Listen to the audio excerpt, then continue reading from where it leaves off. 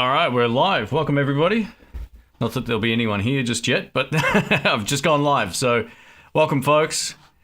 It's going to be a bit of a hangout, Q&A, all that kind of stuff. So feel free to let us know where you're from in the comment section, in the live chat on the right. And if you're watching the playback and you don't see the comments in real time and you can't add to it, then you're watching the playback. I'll timestamp it if need be. All right, welcome, folks. If there's any issues with the audio or whatever, just let us know. All right, we've got Steve and Dennis. Welcome, guys. Seen Dennis before. Very cool. All right, so welcome, everybody. I'm going to start off with a little bit of caffeine. Lucio, man, absolutely. I think Lucio is underrated in the horror genre. So if you haven't seen any Italian horror movies before, folks, go watch it. Zombie. It's also called Zombie 2. And yeah, it's pretty wild. It's pretty wild. I'm watching the playback from the future. Welcome, mate. Got Shane from Boston. Audio's good. Sounds great. All good. All right, awesome. Thank you. Now, I missed a number of folks in the chat the last live stream, not intentionally. I went back through as I was timestamping, and I was like, oh, I didn't realize these people were in the chat. So I don't do that on purpose. If I miss your question, just add in the blues me or whatever, and I'll get back to you as soon as, I'll see it more easily. Andrew, thank you, mate. Happy Australia Day to you too. So yeah, it's public holiday here today. Just got back from the gym, and the gym was packed. I couldn't believe it. So, yeah, it was a busy day down there today. Michael says, oh, sorry, hang on, where is it? Steve, sorry, says legendary movie. Yeah, absolutely. Michael says, Hot Rod Deluxe or Blues Deluxe? One's got more of a modern extended low-end response, being the Hot Rod Deluxe. And the Blues Deluxe has more of like this sort of upper mids boost. It's not quite as warm and fat on the low end. It's still got lots of low end, but I think as an off-the-shelf amplifier, the Hot Rod's probably better. If you change the speaker in the Blues Deluxe, I love it. I think it's as good or better, especially in the mix. You get that extended sort of bump in a nice spot that works well with those tweed amps. I don't like the stock speaker in the Blues Deluxe. I wish Fender would replace those. Someone mentioned the Goblin soundtrack before. Yeah, you know, I've listened to that a lot lately. On YouTube, there's a whole lot of really great movie soundtracks transferred from an actual record to a video. They filmed the record spinning around. It's pretty cool. I've been listening to a lot of that music. It's crazy fun. It's good. I've got John from Sweden. Welcome, mate. One of my favorite places I've ever been in the world. It is absolutely beautiful. Well, I haven't been there during the cold season, but I've been there during I guess, what was it? It's probably September, October or something when I went there. It was fantastic.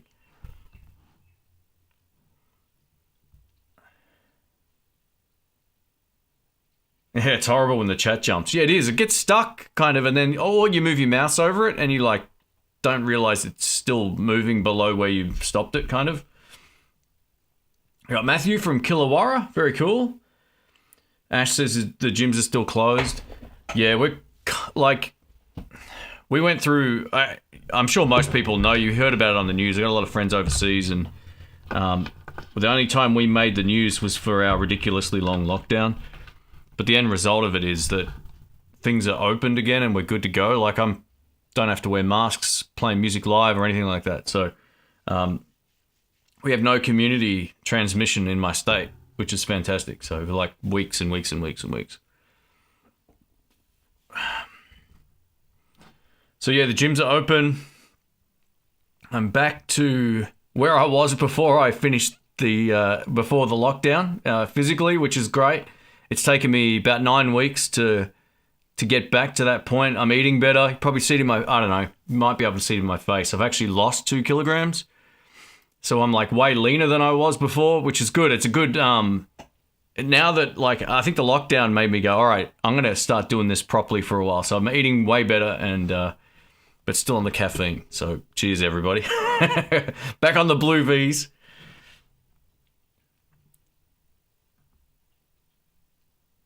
Matchless or Two Rock? You know, I haven't had a lot of experience with Matchless amps. I think a great Two Rock is hard to beat, but they're not all good, in my opinion. Especially their drive channels are pretty average. I think if you're buying a Two Rock, you're buying it for a really nice clean tone, and not necessarily for its drive tones. And in terms of the Matchless stuff, I don't know if I've actually played one. I've seen them, but they're not. I would go for that if you're more into like a classic rock kind of thing. And go for the Two Rock if you're a sort of like a John... No, I won't say John Mayer wannabe. I'm only kidding. No, if you like that sort of boutique, fat, super extended, mid-range kind of tone. Hey, we've got Bill Marlowe. Welcome, mate. Blues Deluxe or Blues Cube? You know, the Blues Cube surprised me. It really did. That decision would come down more to weight than anything else. If it was me personally, I'd probably still take the Hot Rod Deluxe. The Blues Deluxe. But the Roland Blues Cube for a solid state amplifier, if that's what you're looking for, is surprisingly good. They're just overpriced. I think they're more expensive than a Blues Deluxe is in Australia. So it'd be a no-brainer for me to stick with the valve amps.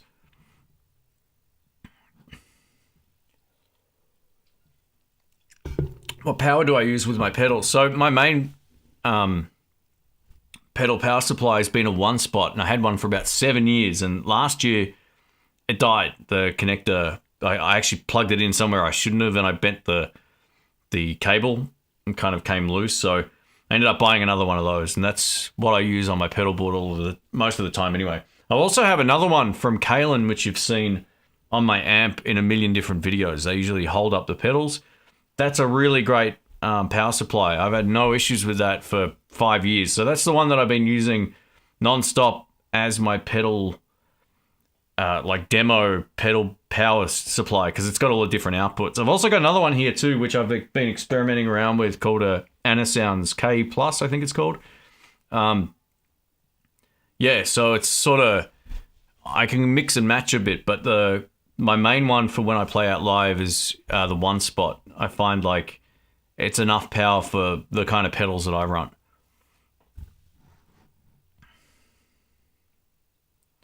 Where do I get those posters? I just get them all off Google Images, and then I have them printed at my office supply shop here locally, and then have them laminated.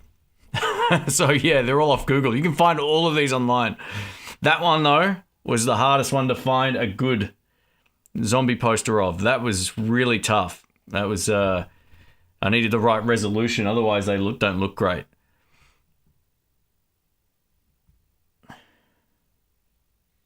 Jerome, how you doing, man? He says, what is Shimmer? Reverb into pitch shift up or pitch shift into reverb? Shimmer reverb has an overtone to it.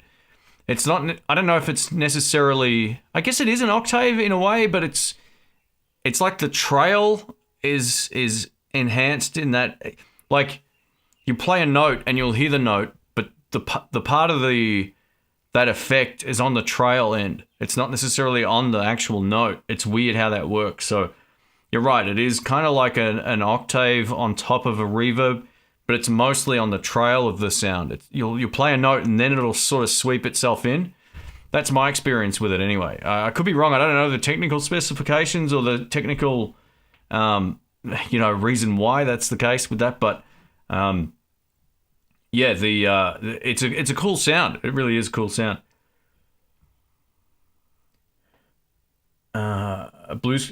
Jay says he has a Blues Cube. They're great amps, man. Like the one that I reviewed last month completely changed my mind on them. Like, I didn't think they were bad. I just didn't know they were as good as what they were. So they're great amps. It just depends if you want a solid state amp or a valve amp, but they're about as close as you're gonna get. You know, those and the PV Bandits are still the best solid state amps, and the Fender Deluxe Plus. How'd the new pedalboard work out live gig? Awesome. So I got a video coming up very shortly. I posted a clip on Instagram. It's I took the Les Paul out through that pedalboard with the P90 pickups. Tone was killing it, man. It was some of the most inspired sound I've had in a long time. So It was really cool. It sounded great with the Strat as well, but I didn't actually record that. I hit double tap the record button and didn't get any of it. But yeah, it sounded fantastic, man. Through the Marshall, which is, I'm enjoying.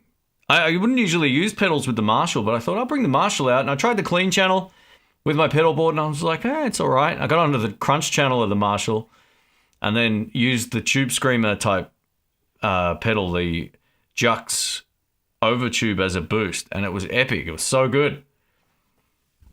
Hey, Addicted to Gear, man. Still in love with the Fender Marshall combo. Man, I love that. I love that amplifier. Yeah, I hadn't played it live for almost a year, I guess. I didn't want to move it out of the house because I hadn't. It's heavy and it's right here actually, right below the view, and I loved it. It was the most fun I've had playing live tone-wise in ages. So I kind of made a decision. I think I'm just going to stick to the valve amps for a while. That big high headroom kind of sound. The Marshall is with that Texas heat, man. It is absolutely awesome. And welcome, mate. And guys, if you don't know Addicted to Gear, go check out his channel. Your guitars don't need belly cuts. Yeah, that's the idea. Steve said, I lost over 10 pounds not touring and working shows. Well, I'm not surprised, man. A lot of, if you're eating at venues all the time, I know a lot of guys like that used to be very lean. They toured a lot and it was easy just to eat whatever was there. And it's such a bad trap to fall into. And I'm guilty of that too, man. Like I was eating, when we had the lockdown here, I was eating Uber Eats like all of the time. I was having stuff delivered to the house and there wasn't a lot of good food either. And I just got in that habit of eating crap for a while. But now I'm like buying healthy, pre-prepared frozen meals, like good ones, like actually good quality ones that taste great. And yeah, it's an easy way of getting sort of back into shape. Just change your eating habits a little bit and it just melts off. Jay says, howdy Shane, enjoying the Mad Professor Sweet Honey Deluxe at the moment. Very cool. Yeah, they make good stuff, man. Mad Professor pedals are some of the best. Let me just scroll up here in case I missed anything down here. No lockdown, Surferby. We're pretty much back to normal. The only time we have to wear masks now is if we're in like a supermarket where there's, hundreds of people or whatever, or on public transport. And I feel like that's fine. Let me scroll down. Hi from Texas. Long time watcher, first time live stream hangout. Oh, thanks, Tone Seeger. Cheers, man. Hey, we've got Pork Chop here. Welcome. What are my impressions of the Crossroads 2019? Which performance did you like most? I don't know if I've seen Crossroads 2019. Hang on, let me just double check. Let me just have a quick look at this because, I don't think I've seen... I haven't seen the 2019 one before. So I'll have to get back to you. I've actually got the old one on DVD, like maybe the first one where Bill Murray was opening the show. That's pretty cool. We got Louise from Chile. Welcome, mate. Gilmore BR. That's twice the amount of BRs. From Brazil, welcome. All right. This is a good question. Angelo says, if a 5th fret A bar chord is making my hand hurt under next to my thumb, do you think that a thinner or thicker neck would help this? It's probably more of a hang on one sec.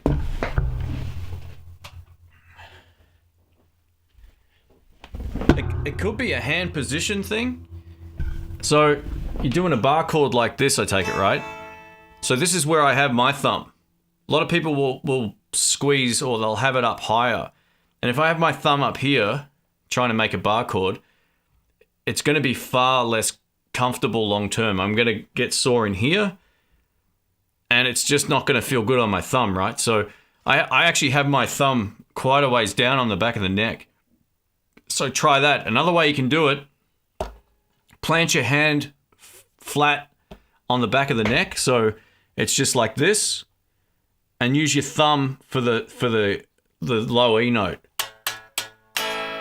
And I find that far less fatiguing. I used to see Clapton do that on, first time I actually remember seeing it was on Old Love. He did it 24 nights. It was like, oh, hang on.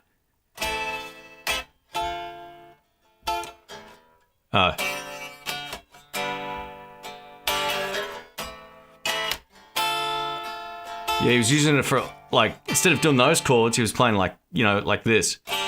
Oh, that's a horrible chord, but yeah, it's a bit hard to show you and play it, but try it like that. So you can plant your hand on the back of the neck and try that with your thumb over it, or try repositioning your thumb. And remember, you don't have to push down hard on the strings. A lot of people think like you're moving them like a millimeter, right? So the looser this hand is, the better you'll play. It's the one that hits your the fretboard, because and also the same for your rhythm hand. If you play with a real stiff hand or a really overly tight approach to the grip, you're gonna get a sore hand. But it does take a little bit of muscle conditioning to get used to playing a lot of bar chords.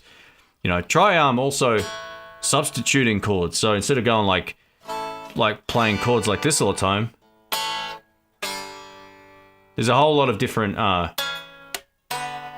ways you can play easy chords. So yeah, just experiment around with. I know it's hard to break habits, but have a feel around with your thumb until it feels like there's less pressure on your hand. That would be my first inclination. And the neck size question, I don't know how big your hands are, man, but I find fatter necks way more comfortable to play. Not extreme, like not too fat, otherwise it's going to make playing certain things a little bit harder, but like a 50 style neck is usually what I kind of like the most, or soft V is pretty cool. And yeah, you can just experiment around, but there's some people that can't stand big necks on guitars either, so just keep that in mind. You've really got to pick them up and find out. I remember the first time I picked up a 50s neck, I went, oh wow, this is like way better to play for me. But one of my friends hates them, so yeah.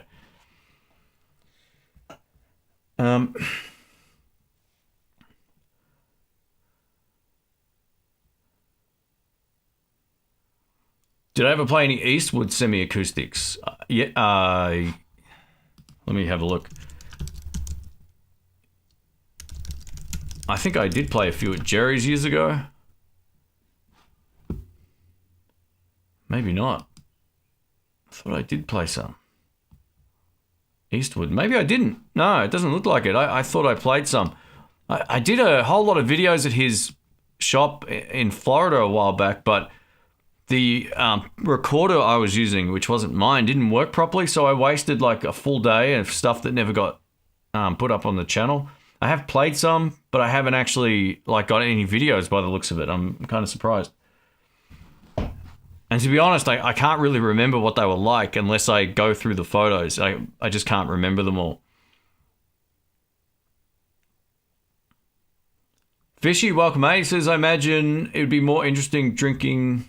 Buddy, not that I drink anymore to talk to, but probably talks too much if it's his round. Thanks, mate.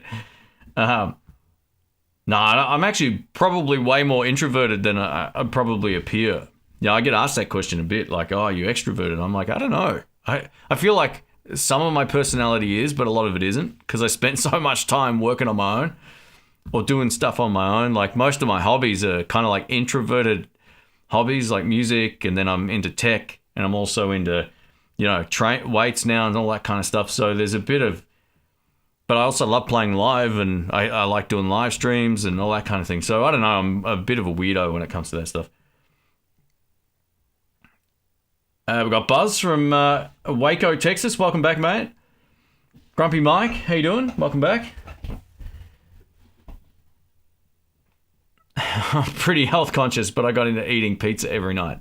Hey, what's the Papa John's guy? He said pizza's pretty nutritious. He said that on a live stream once. I laughed my ass off.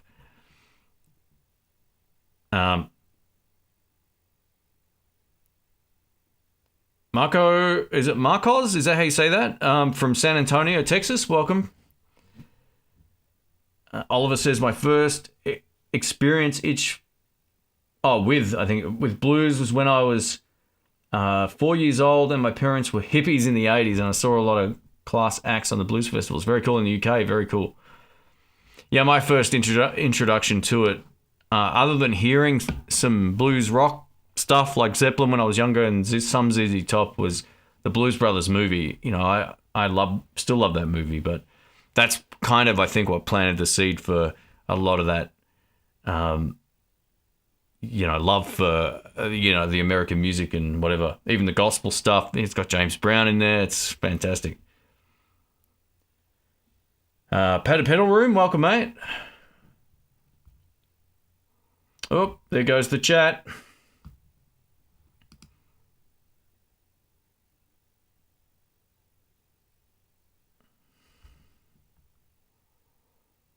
Hang on, let me just, sorry. It would just, I'm going to start from the bottom up now. We've got, I'm into fitness, fitting this pizza in my mouth. Yeah. SRV had an asymmetrical neck that was fatter at the bass strings and thinner at the treble strings. Yeah. I mean, look, everyone's hand's different. And I think with him too, right? Like, he probably didn't care. Like, he had a number of different strats. They're probably all different. Some of them are probably parts of casters, like Clapton, his famous Blackie was like 10 different guitars or something. So, yeah, it doesn't really matter, like, what other people play. Just try to find something that works for you. Worst thing in the world is trying to just buy something that someone else uses and hoping it's going to work for you, and it might not. So you really got to put them in your hands and find out, or take a chance. Or sometimes, like, I used to have a lot of preconceived notions about stuff I liked. I still do in some brands. I won't buy something if it's got like really small frets, for example, but I love playing guitars that are good, irrespective of the neck shape now. Like that PRS is one of my favorites, and it's got the weirdest neck out of all of my guitars, but it's great.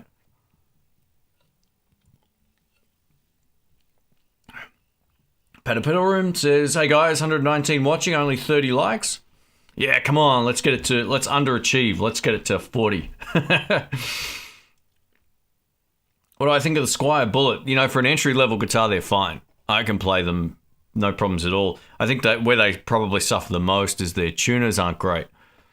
Compared with more expensive Squiers or more expensive Fender guitars. But tone-wise, they're fine. I know guys that have gigged with their tallies, the Bullet tallies, and they've been fine. Or the Squier Affinity ones, sorry. Yeah. Bigfoot says, I don't think I've seen you play out on acoustic. Do I still own one? I've still got the travel acoustic guitar, but the pickup system isn't very good, so I don't like using it because of that. I should probably get that replaced at some point. I used to play acoustic when I first started playing live. I played with an acoustic guitar for maybe the first 3 or 4 songs, and then got over to electric. And then the other guitar player had an electric guitar. It's a really great combination. But unless the tone of the acoustic is good through the PA system, I don't enjoy it. I don't enjoy just sitting there on acoustic guitar. It's not my form of expression. It really isn't. Oh, Bill, thank you, man. Far out. You're a madman. What are you doing? I'm going to send you something, mate. Shoot me your... Oh, actually, I think I've got your details still, so I'll send you a little thank you. Man, far out. Pizza and Pepsi. Oh, yeah. Well, I had... I think Red Rooster's an Australian thing. I had a chicken wrap earlier. But thank you, mate. I'll put it into the buying a new box of Pepsi Max. Hi Shane, would a shootout between your DSL 40 and MG 50 be possible? Yeah, I can do that. I can get one of those.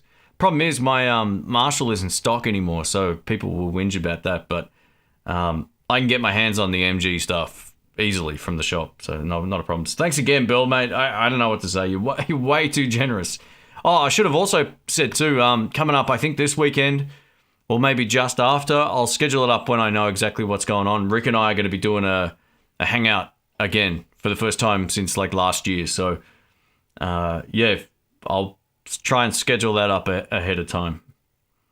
While we're not in lockdown, a lot of people are, so we'll keep them going. Ash says, how many guitars do I have? I actually posted a video last week or the week before going through all my electrics. Just scroll back and on my uploads and have a look at that. I can't remember how many there are. There's maybe 12, 13. Yeah, I somewhere around there. But there's a full like run through of them all. Let me scroll back up here. Sonia, welcome. How you doing? John, welcome back, mate. Glad to see you. I'm in Ohio, USA a lot of the time. Miss your live shows. Oh, thanks, man. Well, yeah, we're going to have... Brick and I think we're going to try and do them on the weekend at some point. It'll either be like Sunday morning our time, which will be Saturday night overseas, or it'll be Monday morning our time, which will be Sunday. So we'll work it out. I need to double check with him. We're not doing 5-hour ones though. I end up regretting life after. So tired. Sorry, let me scroll back up here. Have you watched the interviews that Joe Bonamassa did? It's called Live from Nerdville. Yeah, I have seen those, yeah. Yeah, they're pretty cool. He's got a lot of stuff.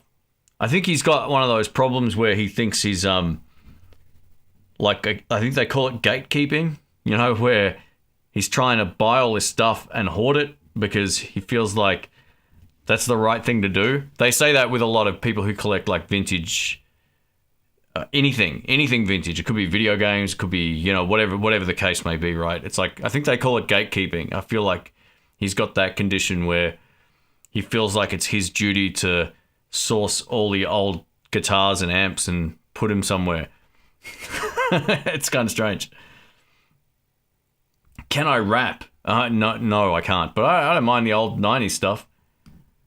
I'm way too white to be getting into that. And to do it any kind of justice. My accent sucks. Have I heard about the 1971 album Head Over Heels? It's got a bit of a Led Zeppelin hard... I haven't heard of that one before, mate. No. I don't know who that is either. Who's the artist? Far out. Sorry, I know I missed a whole lot of stuff. Just add in the blues me if I did miss it. Sorry, guys. Grumpy Mike, thank you, man. A little something for the tip jar, and why not? Thank you, mate. Cheers. Thank you to Grumpy Mike and Bill as well. Thanks, guys. It all gets funneled back into the to the channel. Look what I ended up finding. A little guitar lamp. I ordered this off eBay the other day, thinking it was the same size as the one that I used to have in my old room. And then I realized it's like half the size. I was spewing. But it all goes into, you know, better lighting and equipment for the channel. So thank you. And Pepsi Max. That's funny. Thanks, Sonia. Cheers. Let me just move this over here.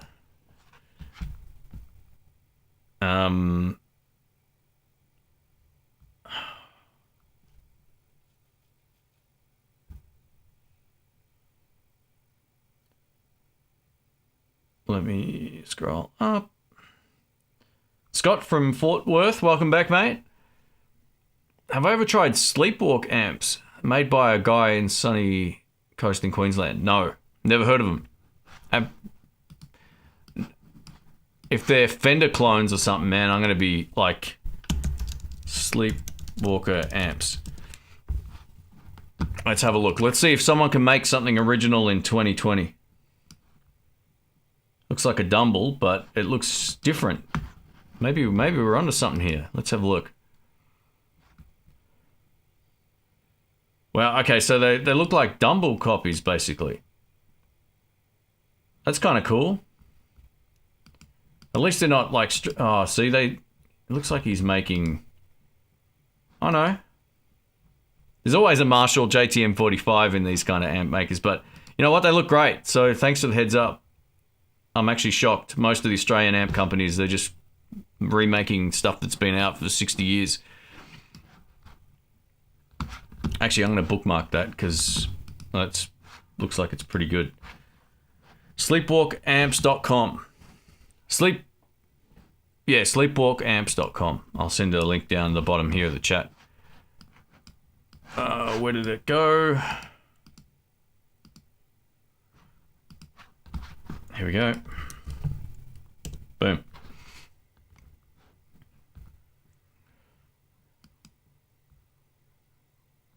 All right, let me scroll down. Hey, Buzz, thank you, man.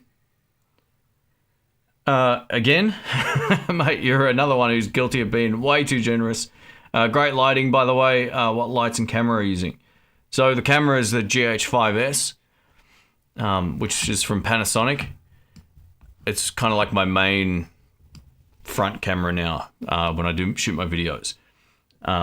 It does everything well, pretty much, except for lots and lots of background blur. That's the only thing it doesn't give you lots of, at least with the lenses that I've got. That light back there is from a company called... what's it called? GVM. GVM. I actually saw a YouTuber called Gerald Undone do a video on it, and I ordered it straight away. It's fantastic. I can change the color of it and everything. So on the back,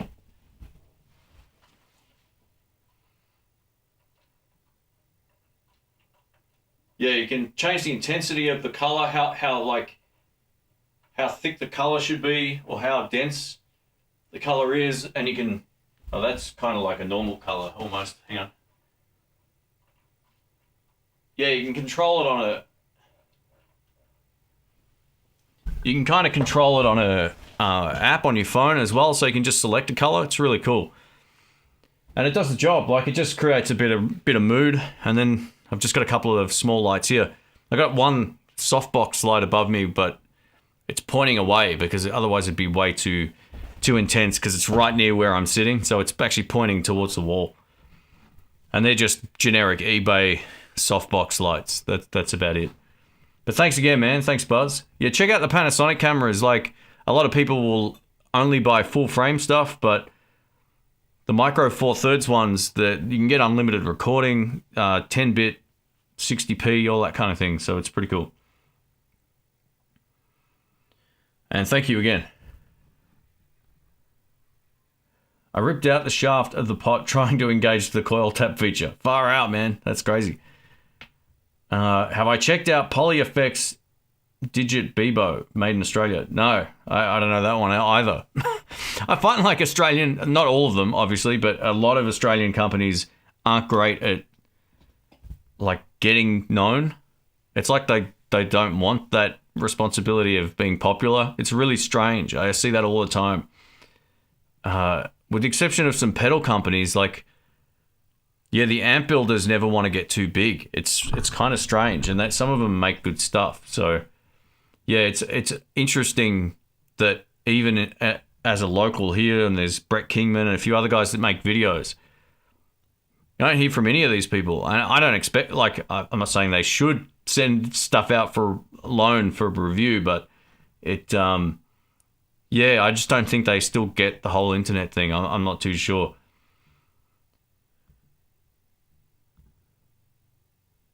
Oh, Hot Rod, thank you, man. Thanks for keeping your reviews honest, legit. Thank you, mate. I appreciate that. I try my best. You know, every video over, I don't know, over the last however many years now, I always say something's been sent out for review. I don't take payment from companies. They let me keep stuff sometimes, but most of the stuff you see is on loan from the music shop, and then I take it back. So it, yeah, I like working like this. It makes everything a lot easier. I could be making $300-400 a video if I decided to start charging companies for my time, but I don't. I'm not interested in doing that. I'd rather just do the stuff I want to do, as opposed to just turning it into like, I've got to do this. And then I see some of the guys that are like pro musos who do pedal reviews, it looks like they're like so burnt out and uninterested in what they're doing that I'm always conscious of keeping a balance between what I want to do and like how I want to gear the channel. So thank you, mate. I appreciate that. Yeah, at the moment, as of right now, there's not a whole lot of stuff that I haven't done videos for. So there's going to be some more live playing clips coming up of gear in the mix, which is good fun for me to do because take a camera, plonk it down, and hope for the best when we go jam.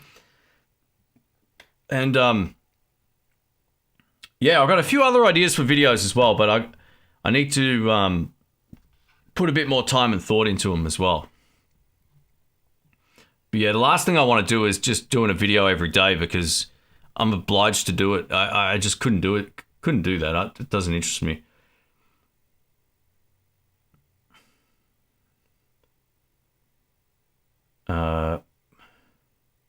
Thank you. Yeah, thanks again, Hot Rod. Thank you, everybody. Brandon says, any suggestions on thickening up a bright Strat tone, or would a humbucking guitar be the way to go? So some pickups are unfixable, like Fat 50s, for example, in like a Strat, are some of the brightest pickups you'll ever hear. To thicken up a Strat tone, you really got to start thinking about like which speakers in your amp, what pedal are you using if you're using any pedals, how have you got the EQ dialed in, right? There's ways to fatten it out, but requires a bit of tweaking and, you know, and time. Like you can't get a good tone out of everything straight away. You've got to know what you're looking for first of all and then try to find it. And if you can't find it, then the amp's probably going to make the biggest difference. But a humbucker or a P90 guitar will give you a far fatter tone instantly. It's funny because single coils are like more full range than a humbucker, but humbuckers have like this lower mid thing going on that gives it more perceived bass. But a Strat almost feels like it has more low end. It's strange how it works, but yeah, you get this really fat tone out of humbuckers and it's not all low end. It's sort of like this middle ground tone. So yeah, look, my suggestion would be maybe try a couple of different amps or try EQing what it is you're already using, but humbuckers will give you a very different sound. If that's what you're into, you won't ever get that out of a Strat. Hello from Olympic Peninsula. Where's that? That sounds cool. Have you ever tried the Eric Johnson thin line? No, I haven't. No, I don't know if I've actually ever seen one of those guitars, but that sounds really cool.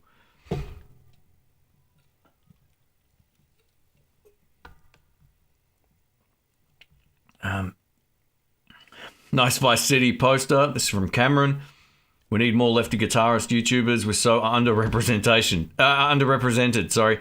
Yeah, there's not a lot. It's weird. I think the being a lefty's kind of helped in some ways. You know, it does look weird. Yeah, I'm so used to editing my videos, I don't think twice about it. But when I see any other left-handed guitar player, I'm like, this dude looks awkward.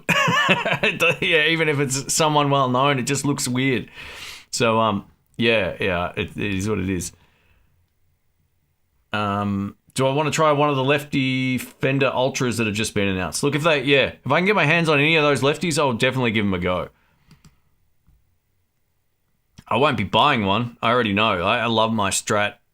There's been no reason for me to upgrade or to upgrade. I put that in quotations. It's not even the right word to buy another guitar because it wouldn't be upgrading, just be different.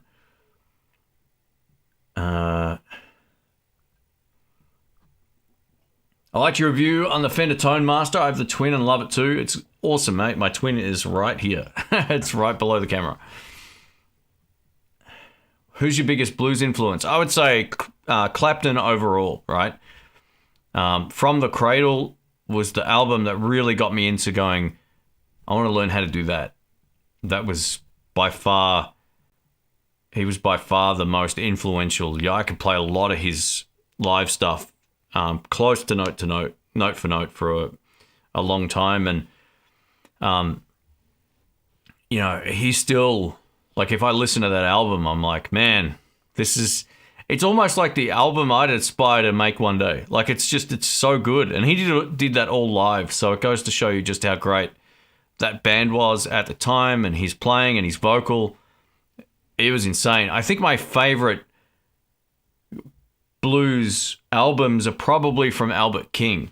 I love Albert King. I think his vocal is fantastic, and those big bends and his sound was so unlike anything else, man. It was really cool. But my current favorite player is Chris Kane, who is back there on the wall here. I liked Hendrix, but Hendrix was more of a blues rock guy. You know, he did a couple of blues. Oh, he's got a lot of blues songs, but he wasn't, in my mind, like, he's a different sort of blues player. More sort of that blues rock thing.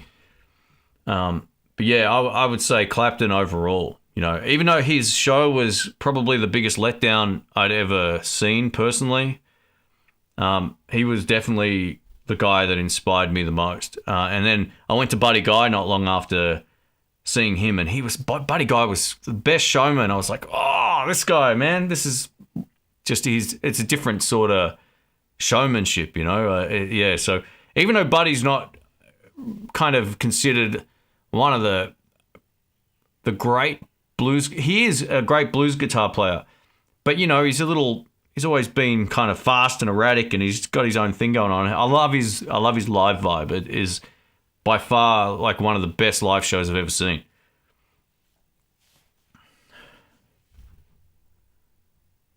Let me scroll down.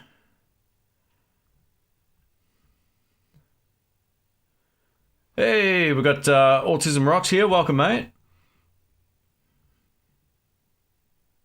Has anyone tried the PRS 35th Anniversary SE? Ooh.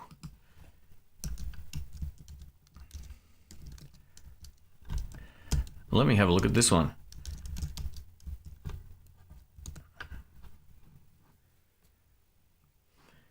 Why does that just look like...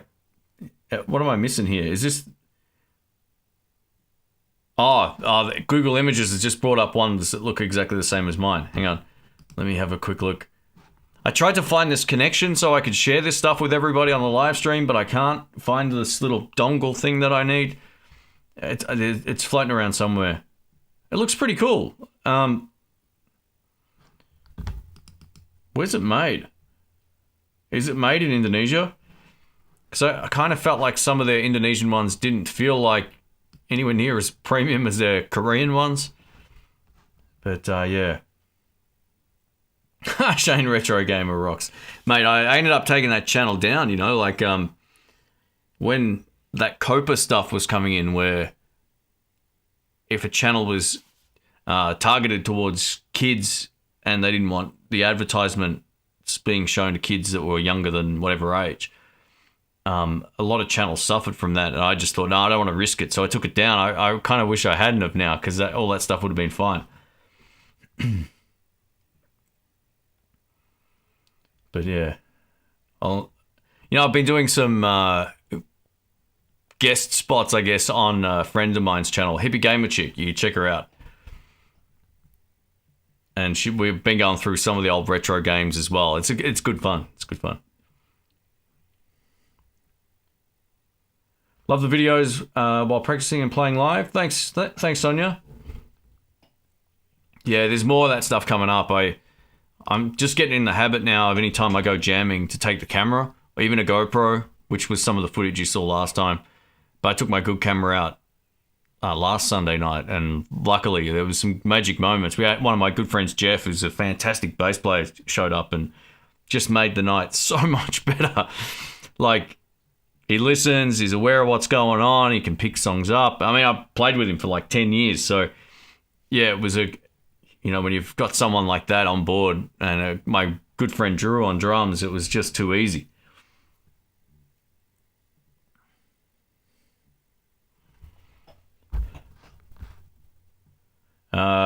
With a Floyd Rose trem, does a non-F space pickups work as well? You know what? I don't know anything about Floyd Rose trems, man. I'm sorry, but I don't ever use them. I don't know anything about the setup procedure with them at all. It's not something I've ever had any experience with. So you might be better off going to like a tech tech guitar channel, like, you know, someone who does that kind of stuff, like sets them up properly and all that kind of thing. I really don't know anything about Floyd Rose other than they look really confusing.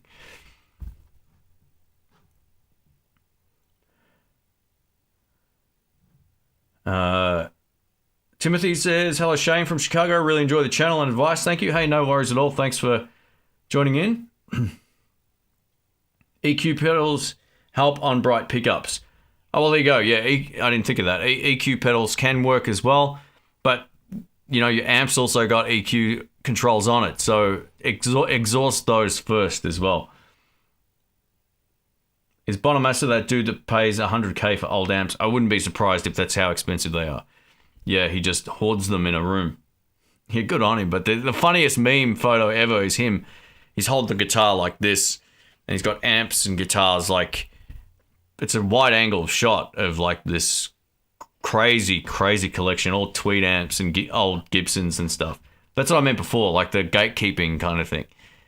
I don't know, man. It is what it is. He can obviously afford to do it, so good on him. Do I have any kids? I don't have any kids. That's why I have a room like this.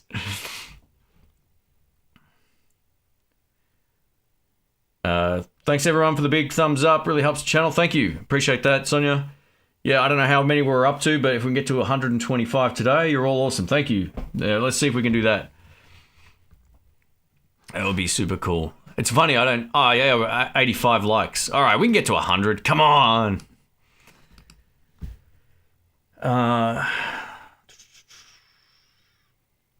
We got...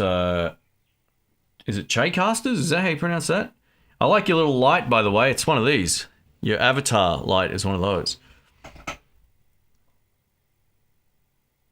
Dennis says, those live playing videos are great to watch. Really recommend watching Landon's recent song video. Yeah, I saw that. It was good. Oh, he's a great singer. Yeah, I mean, I'm a live player first and foremost, you know, like playing at home is like my... Well, it's changed now, obviously, but I used to be way more of a live player than a home player. You know, that's all I did for a long time was play live. And even before, like, I was getting into the video side of making content and all that kind of thing, I was playing live for quite a long time. And, you know, even after, whenever the point is the channel isn't around or whatever the case is, I'll still be playing live. I love it. So... yeah, I can encourage everybody to go do that, get out of the house and go to an open mic night or a blues jam. And once you get to know people after about 4 or 5 weeks, you sort of be more included in it. It takes a while sometimes to get to know people and the people that organize it and to get the set you kind of want. You know, I remember going to a couple of local blues jams and no one knew I could play because I hadn't been there before. And I got up and I played okay. Like, I was way better than the set they put me with. And the next week, they put me up on a far better set. So, yeah, you've just got to kind of tough it out for a while. And once people know where you're at, then they'll kind of get you in on the right group of people. Do I recommend the Strymon Sunset Dual Overdrive for blues? This is from Yakub, I think. So, when it comes to any pedal, you've got to like the sound of it. I haven't heard that one, but I wouldn't recommend... listening to my opinion on what I like when it comes to overdrives. Try to find the ones that make the sound that you want. I know what I love and I know what works for me. And if you like the sound of that and you've watched a video where someone's playing a certain similar style to you, then and you like the sound of it, then it's probably the right choice. I just don't know it, but that's my approach to recommending gear. It's probably good, being that it's a Strymon one. But, you know, the ironic thing about the Strymon pedals is most of them are digital. I don't know if that one is or not, because I don't know it. But most guitar players don't like all digital pedals, except for Strymon. So, yeah, it's a funny industry, man. I don't get it. But, yeah, look, I know plenty of guys that have got Strymon pedals, and generally they're pretty great. I think for blues, it's pretty hard to go past like a Tube Screamer or any of those kind of, you know, typical Strat style pedals. They really do work well.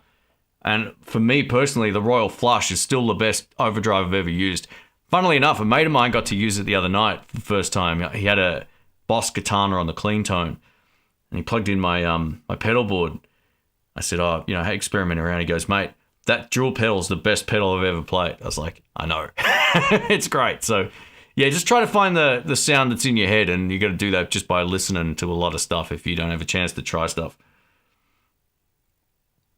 I totally take chances on things too. Like, I've bought stuff based on... I don't buy a lot of stuff online, but I've bought pedals online before and power supplies and stuff like that. But,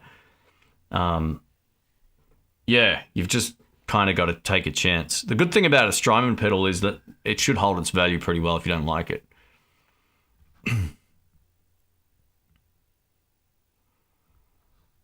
Fuzz pedals to play blues, what do you think? Look, if you like fuzz, go for it. I don't really like fuzz pedals. There's only a couple that I think work really well for that kind of stuff. You know, I've had a chance to play a lot of fuzz pedals over the years, and none of them ended up on my board. I just don't feel like it's the right sound for me. But some guys use them and they get a great sound, or they use them as a boost. So, yeah. Let me move this over and get a sore neck.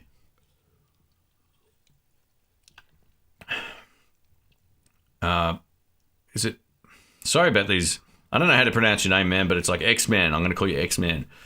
I just tried stacking two Maxon 808s. Great tones to be had. Absolutely, man. I always say this. So, you know, you're better off stacking two overdrive pedals than buying a distortion. It sounds better. It really does. And that's an iconic, you know, that's an iconic thing to do. A lot of people will stack two overdrives together. One of the ones that I've got now on my board currently is from Jux, a French company.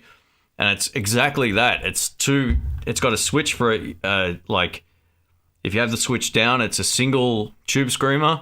If you have the switch up, it's adding more treble and a second gain stage to the pedal, but it's a single pedal. So you get that double effect, and it's awesome. It's so good.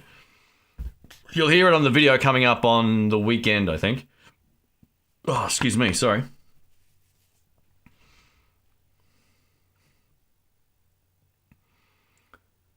Blues driver for blues. I mean, look, a lot of people love those pedals, absolutely.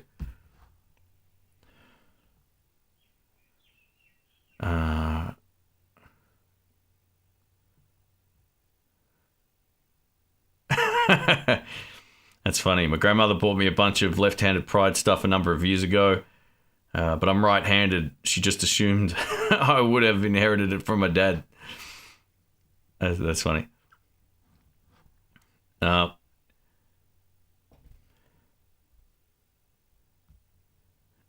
best thing to play is a cheap beat-up old acoustic. Yeah, well, I disagree with that.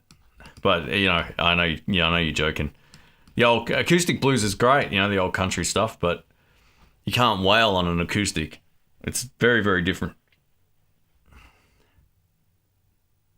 Yeah, Albert King's tone. You know, he used on the most part, he used, what was it, a Roland Jazz Chorus 120. And he had the chorus on. You know, you could always hear that little bit of, what's that modulation in the background? Yeah, it's all in the hands, man. Ibanez new tube and turn down the tone knob on the guitar. Yeah, they're kind of cool, those pedals. Actually, I've got a Max on one of those.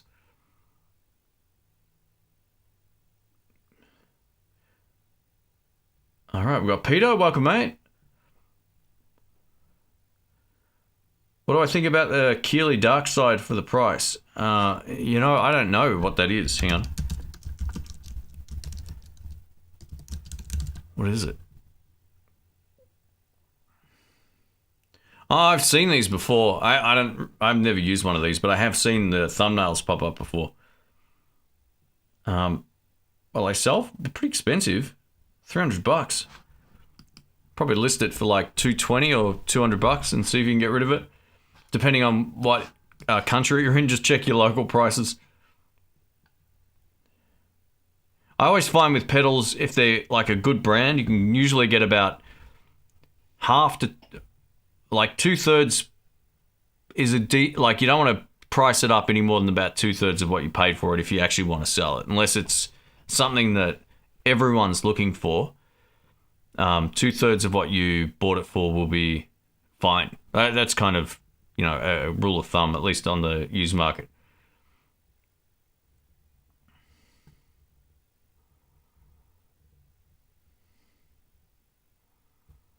Hey, we got Robert Baker here, mate. Welcome. Sorry, I didn't see you pop in. There you are. Welcome, mate. Yeah, very cool. So Robert and I are going to do a fundraiser where he chops all his hair off and I grow a mullet. That's what I'm going to start putting pressure on him for if he keeps telling me to buy guitars I can't afford. Man, I got the worst part of that deal. At least shaved heads look good. Padded Pedal Room, take it easy, man. Thanks for hanging out. All right, how long have we been going here? Let me just check. Where's the timer on this thing? 56 minutes. All right, cool. Review a Matchless DC30. Yeah, I don't know anywhere that sells Matchless gear locally. So, yeah, I just don't get stuff like sent from distributors to my house. Most of the stuff you see is like from the music store. So if they don't have it, I don't usually go too much further out to get anything. Look, I could probably organize another shop to jump on board that stocks different stuff as well. But yeah, and they would need to carry enough different things to make that kind of work. But yeah, Sky Music's got a lot of stuff. But since the lockdown and all that kind of thing, they've had a pretty tough time trying to get stuff back in. Like the pre-orders or back orders or whatever you call it have been really slow, and they have a couple of different amps in there that I'm keen on trying, but yeah, I'll get stuck back into doing more of that stuff in February. But yeah, in terms of that brand, as of right now, I don't know anyone that has them.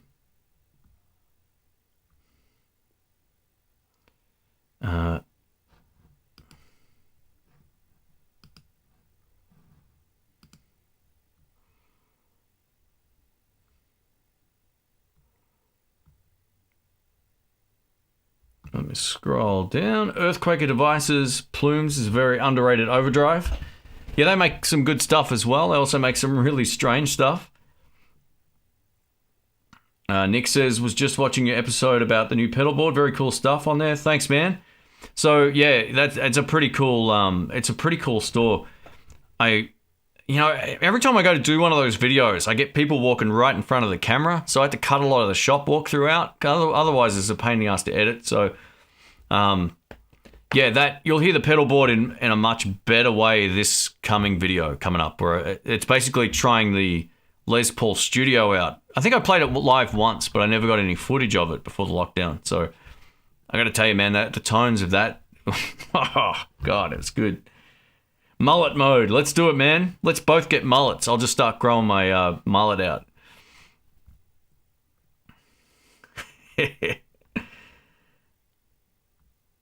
Have I ever tried any of the NUX stuff? Mate, yeah, absolutely. So I just put a video of their full range of pedals last week.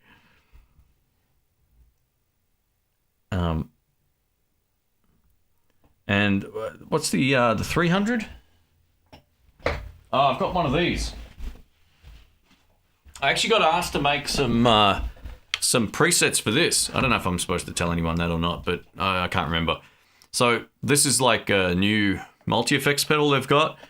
They're sending these out for people, not lots of people, but a few of us to do like actual presets for it. So I said I'll give it a go, and it's pretty cool. It's a bit like the Two Notes Captor X. Once you hook it to the computer, it's got a very similar sort of interface. You can move or change the microphones, and it does everything that all of these kind of things does. So yeah, that's kind of like my mission for this week. I'm going to try and see if I can get a couple of presets done. So I don't know if the plan is it'll ship with those presets in it, or people can just download them for free or whatever. But yeah, I thought I'd give it a shot. So I've tried probably like most I've tried a lot of their stuff over the years. Like if you type in, I always suggest to people, if you're looking for my review videos on whatever it is, type in the brand and my channel name and you'll find it. All right, here's a question. Let me just...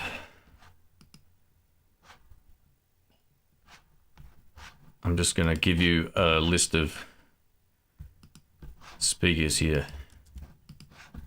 Best speakers for the Blues Deluxe. I'm going to put a link in the chat for you.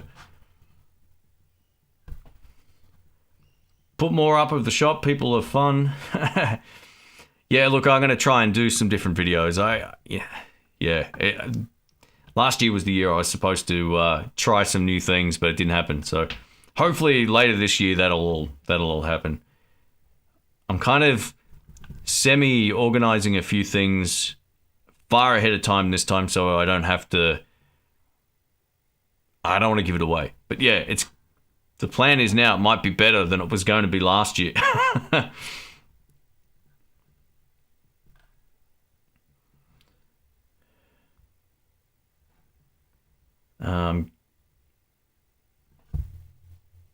Virtual NAMM 2021. You know, I haven't watched any of that stuff. Not a single video. I'm not really that interested in it, to be honest. It's funny, like I like reviewing gear, but I don't like the hype that gets behind new gear every year. That's pretty much the same as the year before. I've said that a million times. I'm not overly interested in, like, guitars. As I said on the last live stream, they can and do last 30 years if you buy a good one, right? Like, there's not that much that's changed in that amount of time when it comes to any electric guitars or products in general. Like, the only thing that changes drastically are the CPUs in multi-effects pedals and all that kind of stuff. But, you know, it gets to a point where you think, how much more do I need? And then you'll go back to playing one amp, a pedal, and a guitar, and you'll go, this rocks. So, yeah.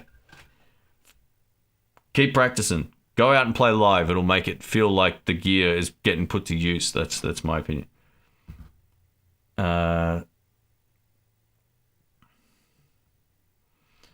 Dennis says, cheers from Arizona. I just scored a Lake Placid blue with a maple fretboard Squier Classic Vibe. Very nice, mate. 50 Strat on the used market. I paid way too much, but I had to have the color. Yeah, they never made that one in a lefty, so that's fantastic, mate. Well done. Very cool.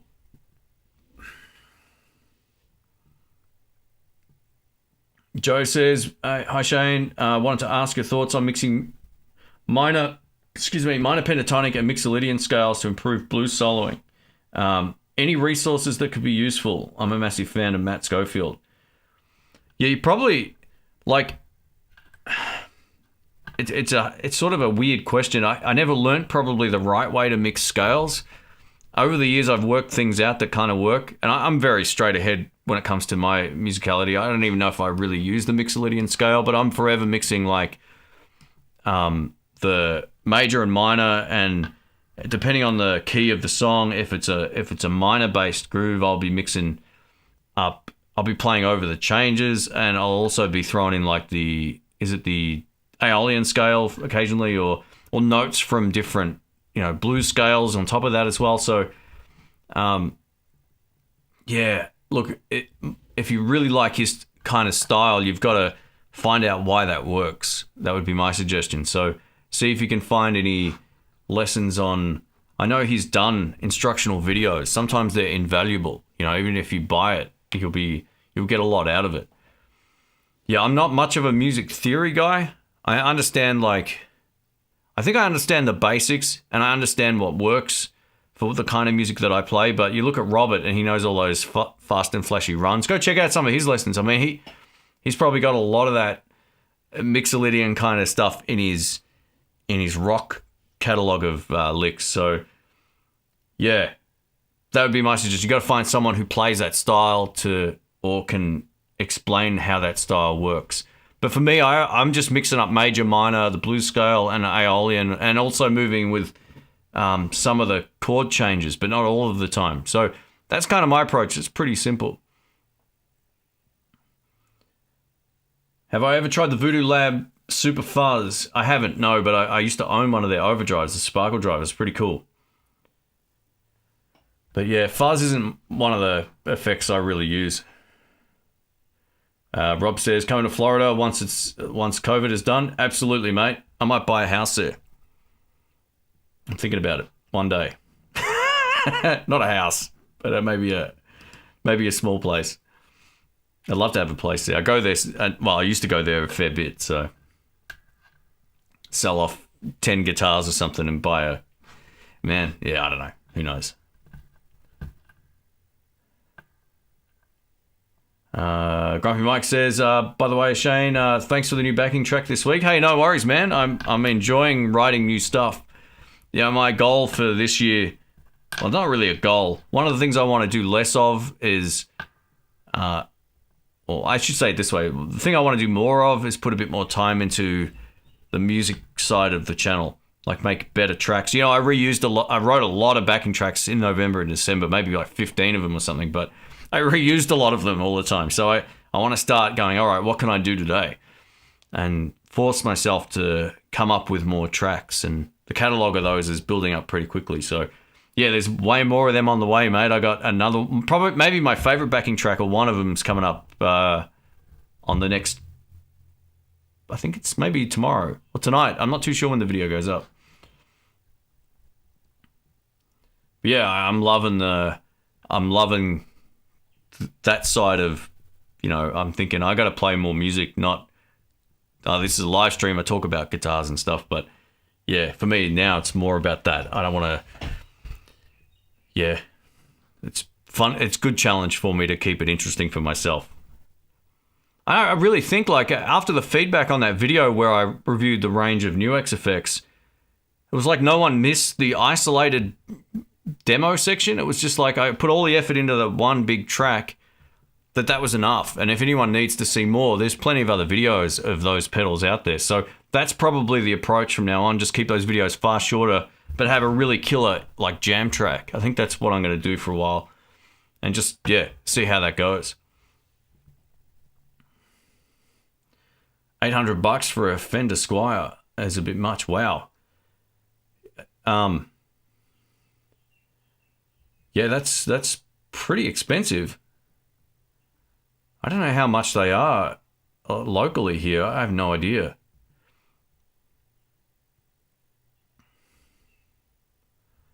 Logan says, just a dumb question. In terms of versatility, if you could only have one guitar to play, what would it be and why? Probably like a PRS. The PRS SE is kind of like the best of everything in a way. It's different than a Strat. It's different than a Les Paul. It doesn't sound like either of them. But it's pretty hard to go past what it can do. You know, you do get split coil options. They're not great, but they're there. At least in the one that I had. I actually had all of that ripped out. But a PRS SE would be, or a custom 24 if you can afford one of those, like a USA made ones, or a CE PRS. Those are pretty much like they'll do everything, and they're light. You can get a lot of great tones out of them. You can play any style of music almost on any guitar, right? But they're very, very versatile. I know Robert's got a PRS, I was about to say SE. He's got a custom 24 US one, and it does everything great. And I'm sure he'll vouch for that if he's still here. So I need a drink. Whew.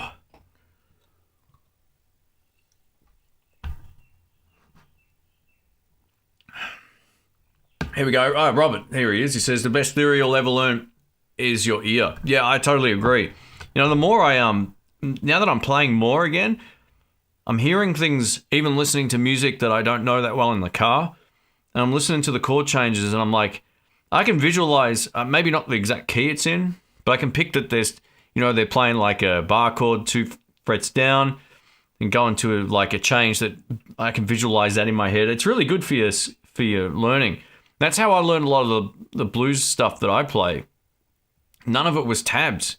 It was all kind of like get a sense of where the scales are and then forget about them and try to, yeah, I don't know if Robert agrees with this or not. I almost feel like scales are the thing that stops people from learning music. I always say you'd be better off trying to pick licks out of a song and understanding the communication between the brain and the hand, rather than just learning where the notes are. Because a lot of the licks in blues, they got nothing to do with the scale. Like, at least with the minor pentatonic, you know? There's like 5 notes in there that aren't in this. So yeah, it's a mix of major and minor. All that good stuff is everything that's, you know... There's so many other notes that are in there that aren't part of that typical scale, and you won't pick that up if you just stick to those notes. So don't be scared to run... Don't be scared to run, like... I know why that works, because it's kind of like a bass line in a major, but... yeah, don't be scared to play all those in-between notes. One of the best things I got off Clapton was that blues scale. Like, consider the blues scale, which is, you know, part of a lot of the notes that are in the chords.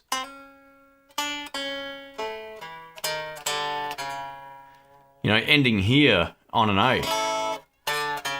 It's a great little way to get it out. And then you get to Chris Kane, and he's doing, like, all the crazy stuff that shouldn't... It's not on any sheet. It's not on any scales chart. You know, and your Robin Fords and all that kind of thing. My friend Brian, he's the best at that. He can out Robin Ford, man. And it's just, I watch him, and we did a clinic, this is a few years back, and everyone's like, oh, what scale's that, Brian? He's like, it's not a scale. None of it's a scale. So, yeah, I think that sort of approach is far more musical than... Look, there's a time and a place to learn the scales, but then try to get away from them a little bit.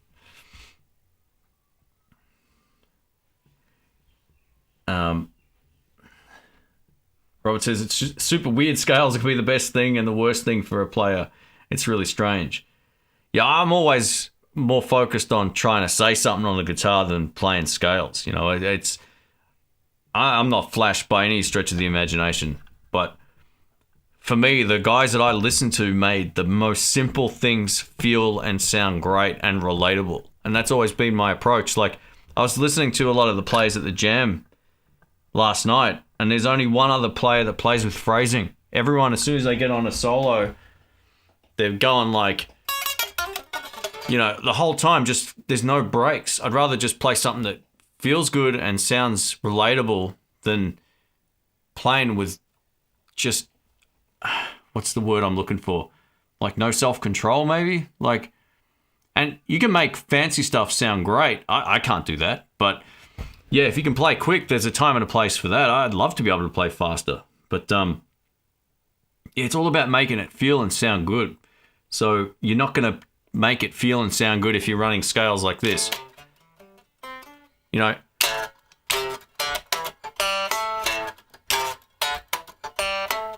Just by changing, I don't know if you can hear that with this mic, but just by changing your attack or the feel of a scale and putting a groove behind it will make it sound more musical. So instead of going, you go.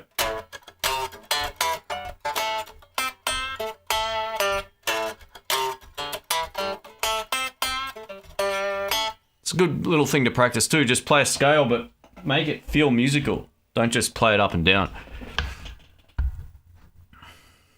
Anyway, I'm not a guitar instructor. I don't ever profess to be one of those. Beto is the first person to tell you how great he is. Yeah, I don't know. I watch some of his videos, but yeah, I don't watch them all.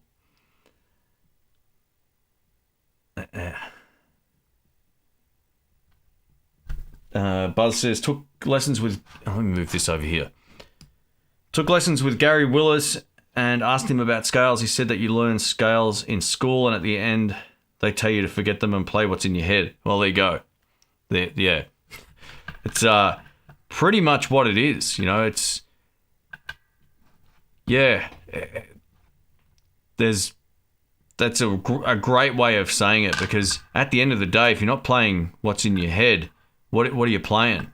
Or if you know, and you get your inspiration from learning other stuff, but being able to play licks as opposed to scales will allow you to take a lick that you've got in muscle memory, like, say this. And then all of a sudden you can change it.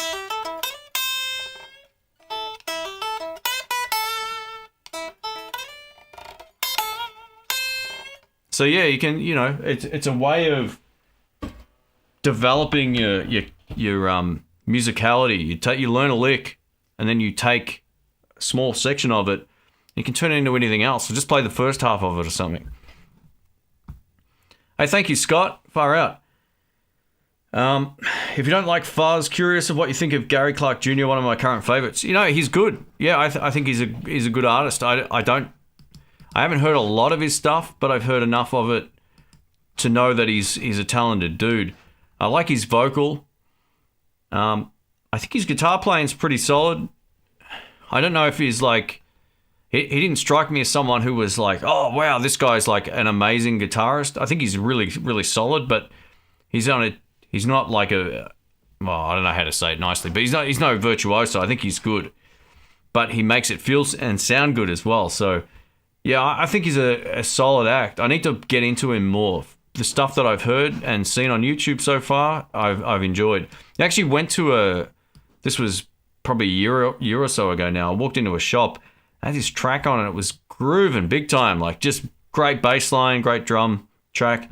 I'm like, this is kick-ass. What's on the on the music? I said, oh, it's Gary Clark Jr. I was like, oh, all right. So, yeah, I need to hear more of his stuff. But the stuff I've heard, I've liked, and the stuff where he's collaborated with others, and I think he's on the original Crossroads Festival I've got as well, and I thought that was pretty solid as well. I liked his sunglasses.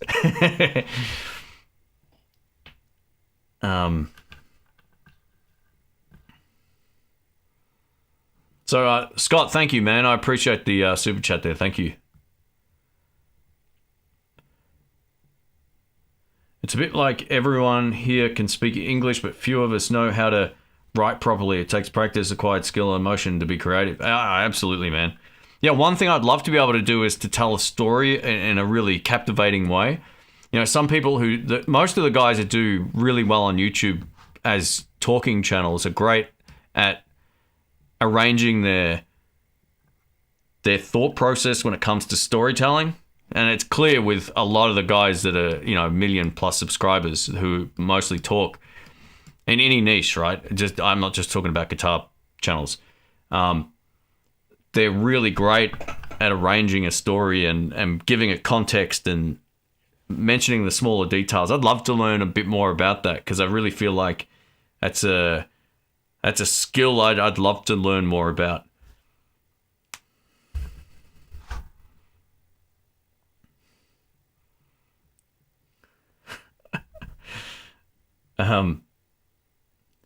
Billy says, I'm guessing for an ES335. Why? Because I asked, you haven't made a video on one recently. Oh, yeah. I sold mine like probably 10 months ago or so now, right before the lockdown. I wasn't using it. I loved my 335 visually, and I tried it out live. I gave myself 3 goes with it, and I could never get as into it as I could any other of my guitars, and I went, damn, it's probably going to go. And I got a good offer on it, and I sold it. So, yeah, I'd love to find another one that I really love, but I think after my Flying V turned up, pretty much done. That's a great guitar.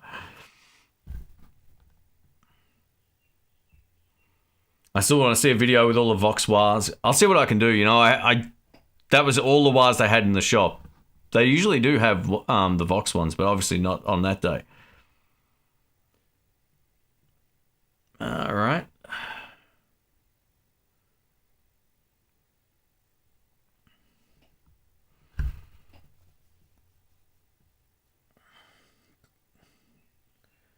Gojira versus Korg. What the hell is that?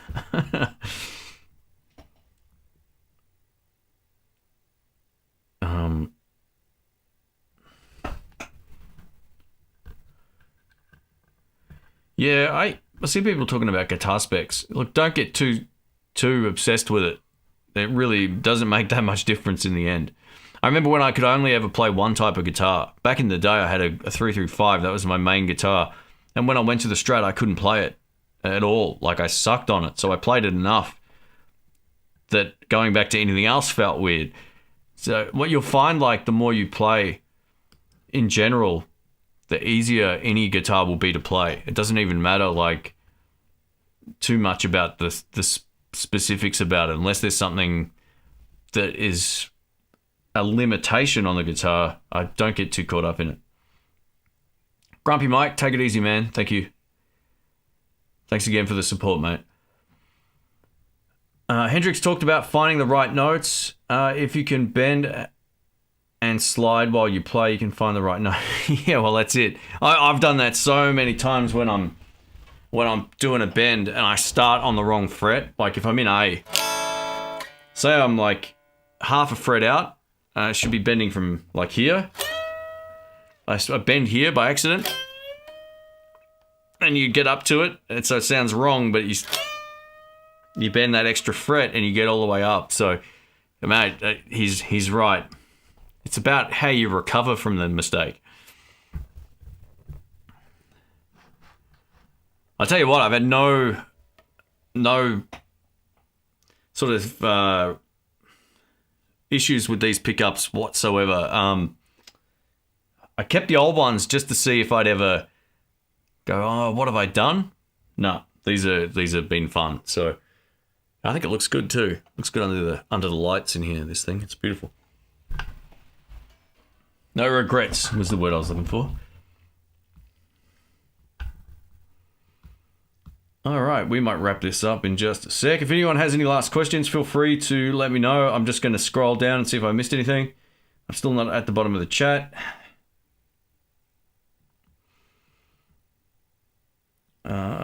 The CEs are so good. I've actually got a little video coming up about a couple of PRS guitars, so hang in there.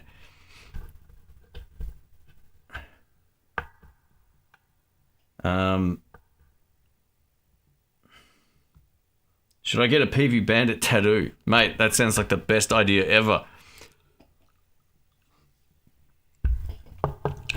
Get the TransTube logo right here. No, don't do that. I'm only kidding.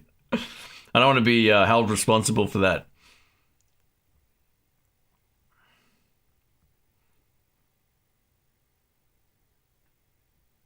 Matt says, hey Shane, hanging out with my 5-year-old son Ryan. Howdy Ryan.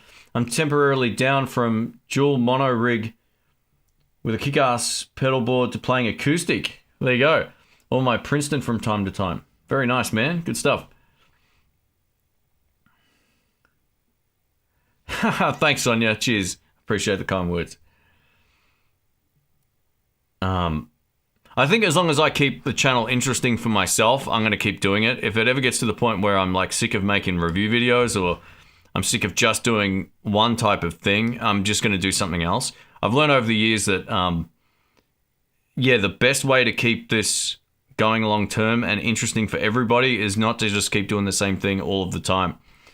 And that's why I started doing the podcast 6 years ago. That's why I started doing other stuff, Guitar Search Saturdays, just to keep it interesting for everybody, but also for myself. I really like trying new things and experimenting around, adding the live clips and the jam nights and all that kind of stuff. So, yeah, it's all about, for me, it's just about keeping it interesting. And as my inspiration changes too, I have a hard time sometimes just wanting to do review videos if I'm not into them, which is why there hasn't been that many this month. I kind of burnt myself out last month with them. Yeah. But as long as I keep it interesting for me, the channel's going nowhere, hopefully. So Dan Jackson, thank you, man. $10. Says, maybe a naive question, but when you change strings, do you find a point somewhere in the middle or close to the end of their life that they sound the best but also stay in tune so well? I usually find like the fresher... Look, yes and no. I guess it just depends on your own perspiration on your fingers too. Like I used to find back in the day when I played live a lot, I would change strings every gig. Like I'd be playing every Saturday or Sunday, or both Saturday and Sunday at one point in 1 year, or Friday or whatever. I was changing strings before every gig, And I'd also stretch them in properly as well. So if you stretch them in, they're going to hold tune really well. After about the first few songs, you shouldn't have to mess with them again if you do it right. And there's a technique to different guitars on how to get that to sort of stay more reliable. But I literally just do this as well on a lot of my guitars. You know, once I have it strung up, I just kind of like push them out a little bit and get them to stretch in. But then I also play on them a bit, stretch them in a bit, and then I'm pretty much sorted. But yeah, I kind of find like these days, because I'm not playing live as much, and I can also now take out more than just a couple of guitars. I can grab a different one the next week and it's got pretty fresh strings. So I'm really slack with that now. When it comes to changing them, I'll change them when they break, or if they're feeling physically crusty. But up until that point now, I don't know if there's a huge tone difference between like a guitar string that's been used a few times to one that's been used a lot of times, as long as there's no crustiness on them. So I would say when you do the change, stretch them in properly, but don't necessarily pull them up off the fretboard. Just put your thumbs under them like this. Is this going to work? And just push them so you're like pushing this way kind of, and back up this way with your fingers. And that's kind of what I do. I don't know if that's right, but for me that's worked over the years. I see some people doing it this way, and that can easily, that way. I see people break strings like that occasionally. So yeah, you just want to stretch them out, by pushing down with your thumb and up with your fingers, and that will generally help sort of tighten it and just get that extra slack out. But I usually, if I do that fine, it's pretty much staying in tune. So hey, thank you, Dan. I appreciated that again, mate. But if you can hear a difference in the tone and you want to swap them at any particular time, just go do that, because yeah, you got to be happy with the sound. But yeah, hopefully that answered your question. Happy with the sound, happy with the feel of them, I should say. So they feel crusty, swap them over.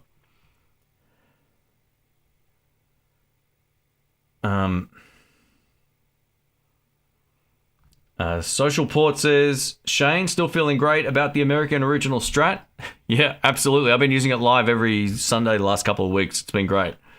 I love it. And thanks again, Dan. I do appreciate it. Thank you. Yeah, that Strat, it's good. You know, it's got a bit more weight to it than I kind of thought, but I love it. I love the way it looks. I love the way it sounds. It feels great to play. And I'm dialing it in with a sound that works for it. And it feels so good. No, I'm wrapped. You know, like to have a Strat that I know I'm going to keep for a long time. I'm really happy about it.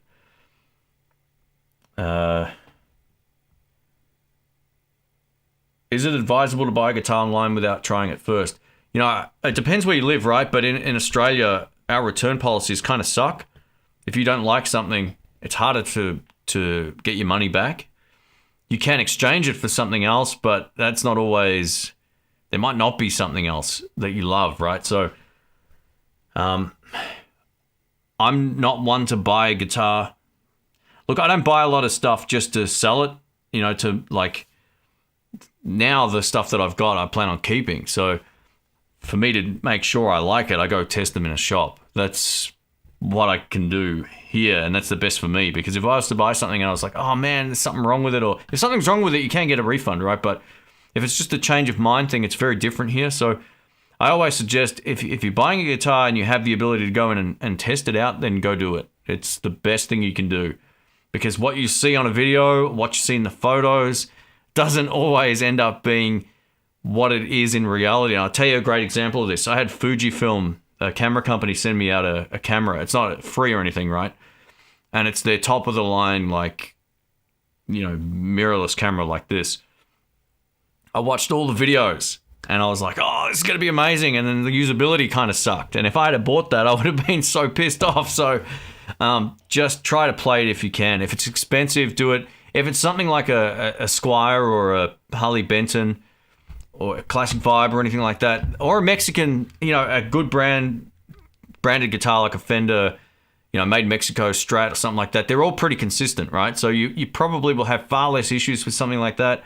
But once you start spending, I would say upwards of like $800 to $1,000, I would be far less interested in buying it without seeing it first. That's just me. So everyone's different. If you have a good return policy wherever you buy stuff from, like, the shops in the US and Canada do, then you're probably in luck. What's the next guitar we should talk Dr. Rick into? So we're going to do a live stream hangout coming up. Him and I are coming up. So if you want to jump onto that, Robert, you can persuade him, mate. I'll send you the link. I think he's pretty much sorted. I feel like he almost doesn't seem that interested in really buying anything else. Occasionally he'll go, oh, I should get one of these. And he did say something like he was looking at getting another, I don't even remember what it was now. He did mention, I'm like, why are you going to buy that? You're not going to play that. He's like, oh yeah, you're probably right. The chrome covers look way better on the black open than the black open coils. Yeah, I think you're right. It does make it look a lot more classy. It actually looks a lot more like the CE version. I think it's a CE that has a trumpet screen that's similar to this. Maybe one day I'll get an actual. How's this? This is how hilarious Rick is. Last time I was at Jerry's, I said to Rick, I'm going to buy this PRS Custom 24, and it was red, and it's the same one Robert's got, actually, same guitar. And he goes, oh, don't buy one of them, you won't like it, blah, blah, blah. And then, like, 2 years later, he owns two of them.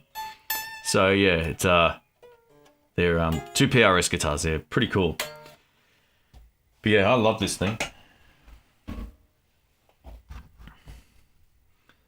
All right, what have we got? Hey, X-Man DLT. Thank you for the super chat, mate. I appreciate that. Sorry if it's been sitting there a while. I just saw it pop up. Thank you, mate. Hey, everybody, thanks for the support. Thanks for hanging out on the live chats and all the support watching the videos and comments and all that kind of thing. All the super chats as well. Thank you.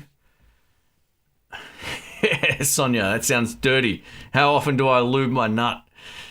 I don't. Hardly ever do it. If they're set up right and they don't ping when you do the tuning, then they're good. I ended up having my Les Paul special nut shaped slightly to fix that issue. And before that, I was putting like, graphite pencil kind of stuff in there just to make it a bit better. But I never do it on any of my guitars unless there's something pinging when I'm tuning it up. That might not be good advice, but that's just me. I don't. Maybe once every. When I think about 15 years ago, I bought a little tube of this fretboard conditioner. I've still got that. It's the same Gibson fretboard conditioner I've had forever. I'd be lucky to use 2 drops, 3 drops of that every year, every 2 years. It just keeps going. So stuff, I only ever do that kind of thing if I feel like something's not right.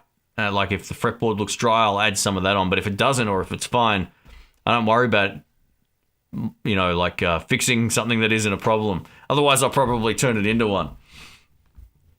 Finger ease, yeah, this is it. So I love this stuff. I'm not sponsored by these guys, but every video I shoot, I use this stuff to death. I love this. This is the best.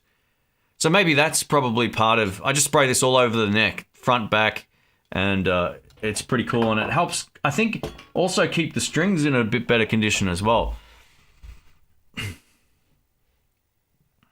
Stable Genius, yeah, he said that. He use finger ease and keep the guitars in the cases so they don't rust. I'm pretty much the same now. I've got a couple of guitars out right now, but I generally don't do that. They're always in their cases. Tom says, switching between 24.5 and 25.5 scale guitars is good for exercise for playing any guitar as well. Yeah, well, that's it, man. I went from a Strat to a Les Paul, which are the two complete opposite ends of the spectrum. And yeah, after the first song, once I swapped, I was feeling it. I was like, oh, it's great. It's the bends that get you, right? That's about the only thing that throws me is the tension on the bends, either it's far more, it fights you more, or it's far easier. And I would say bending on a Les Paul is far easier. So thanks again, X-Man. Appreciate that. Man, my throat's getting sore. I just literally got back from the gym and I was like, I probably should have had some water. Let me just scroll down here. Thank you, Glass City. Take it easy. Thanks for hanging out.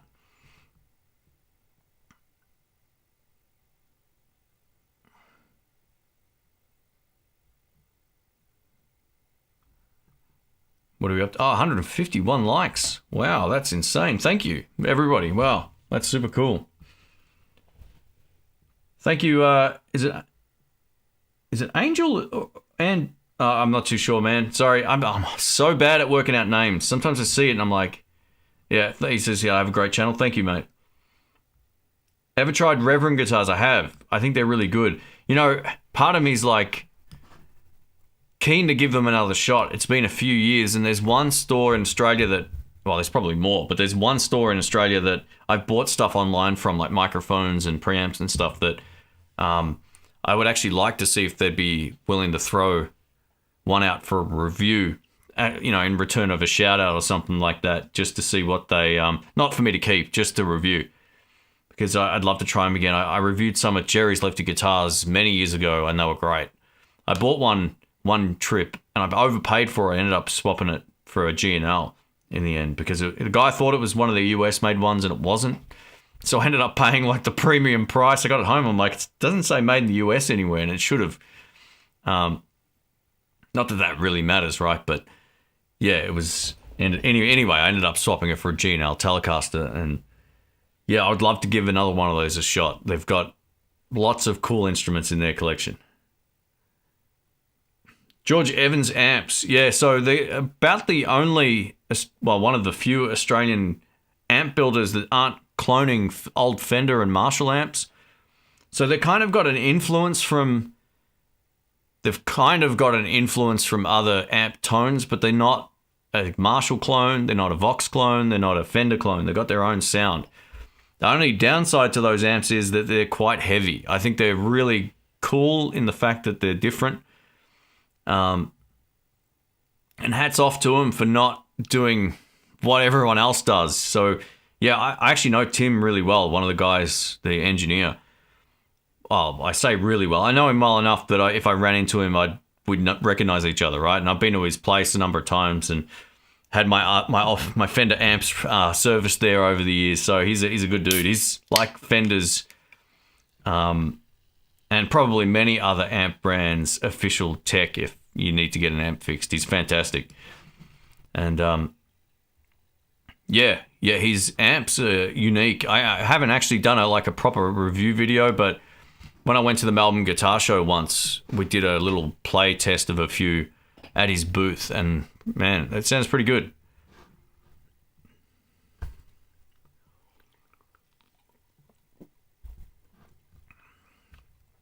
Thanks for being so accessible. Well, thanks, man. I appreciate that. I always feel like, you know, there's a lot of channels, and this isn't anyone in the channel here, that the other channels that are in my channel right now, I'm talking about there's a lot of channels on YouTube that don't even respond to comments. You know, you're lucky to get any interaction from them. And I didn't want that to be the case. Like, I feel like you guys are helping me do what I do. It's the least I can do back is make time for it. Like, it is what it is. I try to reply to comments. I can't get back to everybody. I get so many comments. The channel's sitting at about 47,000 views a day or something at the moment, and you know, there's a lot of people asking questions, and it does get impossible to reply. But I usually try to, anytime a video goes live, I monitor it for a while and try to get back to most of the comments, or at least read through them anyway, and just mark them off as read with the heart thing. So yeah, I try my best. Thank you. Have I tried the PRS Fiore? Is it Fiore? No, I've never heard of it. I know you aren't interested in the Spark amp, but I trust but I trust you and I'm interested in reviewing it. But are you interested? Oh, hang on. Sorry, I'm not sure what you... okay, sorry, I think there might have been a typo in there. So Nick's saying basically that, will I review a Spark amp because he trusts my opinion on it? Look, I'm not overly interested in trying one. It's just more stuff to fiddle with, which stops you from playing. I really feel like the best, most practical practice amplifier right now is the Joyo Jam Buddy. They're fantastic. They sound great, and they just work. And you won't be sitting there fiddling with 19 different amp models and effects. You don't need any of that stuff just to practice guitar. The less stuff you've got... You know, I used to practice electric guitar without an amp, and you develop your attack like that. So the less stuff there is to fiddle with, the better, the more time you'll actually spend playing. I really feel like the Spark amp, as good as it can sound, it's still taking away from the objective trying to play. So, and there's cheaper options out there as well. I really like the BT Lite from NUX. I think that's a really great little amp. Hey, Claudio's here. Welcome, man. One of my fellow Blues Jam compadres. I haven't seen him for a long time, but I hope you're doing well, mate. Stable Genius, thank you, man. Far out. $10, he's got the Superman flying pair. Thank you, mate. Thanks for the support. I don't know what to say to that, but thank you. Thank you. Yeah, I remember when the Spark amp came out, I got an email and they go, oh, we need you to sign this disclaimer or something. I said, I'm not signing anything. Like, what is it? So they said, oh, we've got an amp coming out. Do you want to review it? I said, is it digital? They said, yeah. I said, I'm not interested. So, and it's probably ignorance on my own. I always find those kind of videos are the most, not only are they really complicated to film, you've got to spend so much time learning about something just to shoot a video on it. And then if it's no good, you've just wasted all of that time. So from what I understand and from what I've seen, they sound good, right? And if you can get a sound really quickly and you like it, they're the perfect option for you, right? I just prefer something a lot more simple now. I'm not going to own any deep dive menu amps of any description. I say that. I've got one left, a little practice amplifier from NUX, but I don't use that anywhere near as much as the Jam Buddy. The Jam Buddy is in my lounge room most of the time now. So thank you, Stable Genius. He says, buy yourself a beer, mate. Thanks. I'll buy an apple cider. That's about as... I haven't had a beer in probably... I had a beer by accident about 4 years ago. Someone got me one. I was like, I don't drink this. I was like, oh, yeah, someone else have it. So, but thanks, mate. I'll put it into something. I'll buy some... I was about to say I'll buy some flying Vs. I'll buy some blue Vs.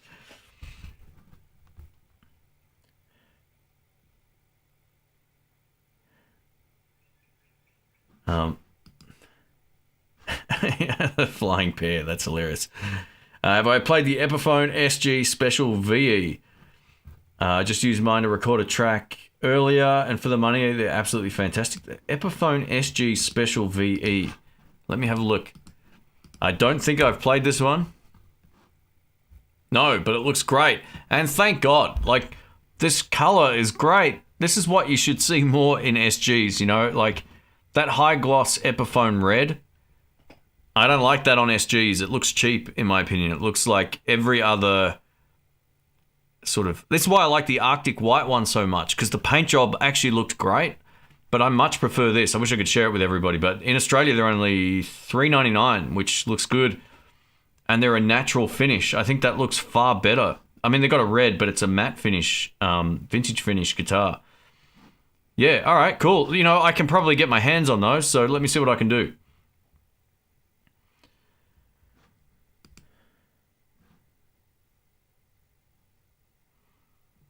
Hi Shane, how much difference do rolled fretboard edges make? Is it worth upgrading from a player Strat to a USA Strat for this feature?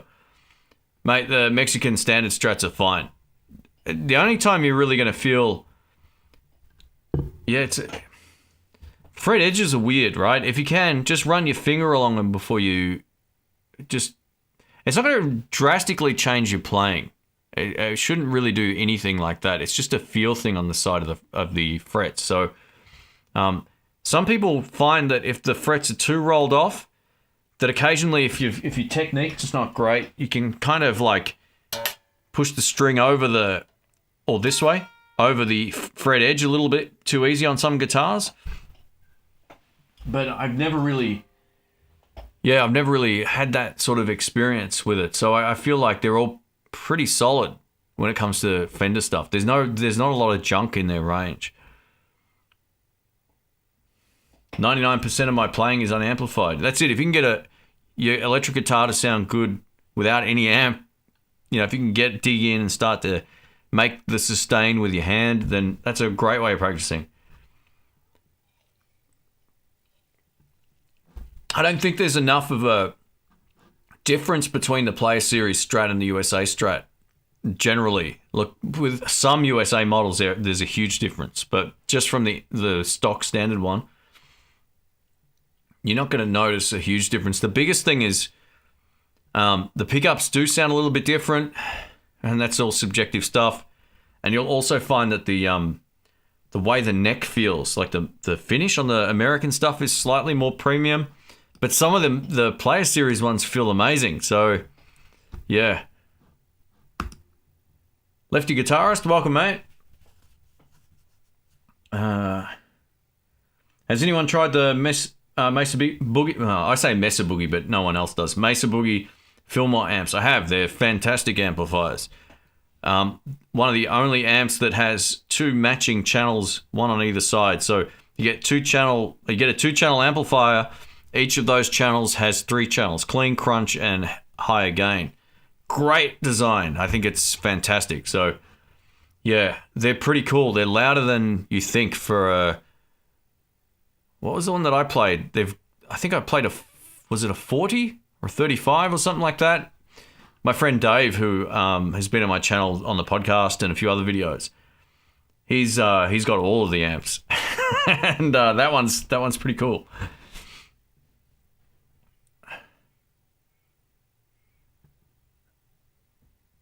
DV Mark CMT 50. Yeah, I played some DV Mark stuff in the early days, probably 12 years ago or something. Tom says he sold his Spark after 3 days. I'd be interesting to find out why. Like, what was it about it you didn't like? Just out of curiosity, because, yeah, I know you might be a bit like me where you don't want to spend time trying to dial in a sound that takes more time than the practice time. Look, the good thing about those kind of things, though, once you get it set up for a guitar, you can save presets generally and you can recall them. So that's cool, but yeah, I don't know. Look, it's all different toys for different people. Like what works for one person doesn't always work for someone else. And do I float the trem or lock it down? I used to lock them down all the time, but now I have it so when I'm not using the trem, it sits flat. So to use it, I have to put more pressure on it, but it won't move when I double stop, right? So this one I use all the time, but if I'm really ripping the strings up, it doesn't move. Or it moves very, very little. I think it's just moving, right? But not enough to throw anything. And then, with one finger, I can get it to move. So, yeah, that's how I set up my Strats. And then I just adjust the springs. This one's got, I don't know if it already had all 5 of these springs in the back or not. I can't remember. But yeah, that's kind of how I set that up. I used to hardtail all my Strats. I don't anymore. Well, not that I got that many of them, but yeah, that's kind of how I like it. So if you don't want to... floating trems can cause more problems. If you break a string like this, you're still good to go, right? If it's floating, it's a nightmare. The Blue V, it's back. Chico Lopez says, P.S. just bought a Hagstrom Super Swede. Very, very cool, man. They're great guitars. Yeah, very underrated. Your thoughts on Peter Green's Fleetwood Mac? Also, have you seen In Session? Oh, In Session man, I've jammed to that album 100 times over the years on guitar. I love it. It's one of my favorite. Yeah, and it's just one of my favorite blues albums of all time, and I've watched it on YouTube so many times too. Yeah, I love it. Fleetwood Mac is great. Yeah, I don't even really know a lot of their commercial stuff. I don't know a lot of their like old stuff before then, but I think that it's a great band. I just checked out the Reverend's website. So many great looking guitars and only 4 options in lefty. Yeah, you could be right. I think every year they mix up which lefties are available though. So there's that. Unlike Epiphone that made the same 3 guitars for 20 years. They're finally Reverend don't do that. They pick 4 or whatever every year. Next year will be 4 different ones. So I actually think that's pretty good. Or at least that's what I heard anyway. I remember looking at their website a few times. I'm like, oh, there's different lefties this year. I'm trying to find a higher gain overdrive pedal. I use a JHS Morning Glory. It's a very cool pedal. And a JHS Super Bolt. I play an American Strat with Fat 50s and a Blues Deluxe. Can you just stack those pedals together to get the tone that you want? That's what I would do. I don't think you're going to find like an overdrive, like a single high gain overdrive that's going to work better than 2 stacked pedals. And that won't be as versatile either. I always think you're better off running 2 overdrives rather than 1. The one that I really love that's kind of like a 2-in-1, well, there's 2 that I really like. I love the Royal Flush from VS Audio. That thing kicks ass. It's a dual overdrive pedal, 2 separate pedals in one basically. And there's one now I'm using that you're going to hear coming up, I think tonight or tomorrow, called the Jux Overtube pedal. It's on my pedal board here. But it depends on what kind of flavor of overdrive you like, right? This is the thing.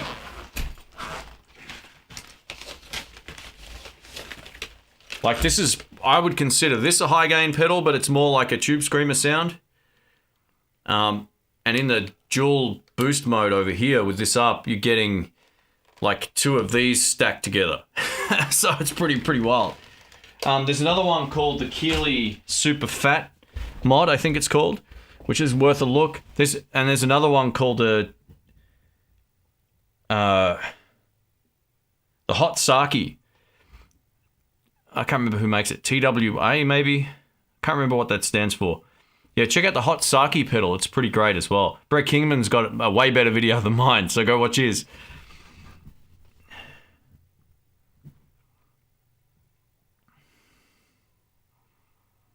Did you exchange or change a Gibson Les Paul Standard 2005 for a PRS Custom 22 or 24? That wasn't me, no. I didn't do that. If you're asking would I do it,